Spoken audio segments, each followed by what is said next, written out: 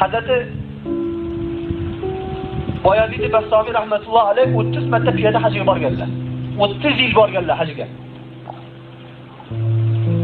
Shu yoqqa o'tada bitta bir marta piyoda hajga borib kelgan odam yo'q.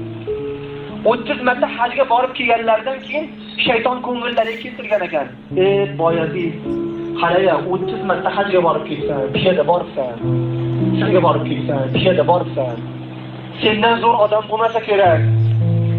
Deganda shu o'zlariga kelib, afsus, 30 yillik haj ketdi degan ekanlar-da, yig'lagan ekanlar. Shu ko'ngildan kelgan narsaga 30 yillik hajdan ayrilib qoldim deb yig'lab, oldilar turgan odamlardan men 30 marta hajga borganman. Shu 30 marta boradigan, hajni sotib oladigan odam bormi deb so'rabdilar. Abittasi yugurib kelib, "Taqdir, hajga ham sotsa bo'ladimi?" "Ha, sotsa bo'ladi. Nima bor sening? Sotaman." Meni hech narsam yo'q. Oldinda 3 ta nondan boshqa hech narsa. Ber, o'sha 3 ta nonga bo'lsa ham sotaman men dedilar. 3 ta nonni olib 30 yillik hajda hammasini senga berdim, qiyomatda borib mendan so'raverasan dedilar. Oldilariga bir it dumini qimillatib kelsam, nonni sindirib hammasini itga yegizdirib olib, nafsim iflos.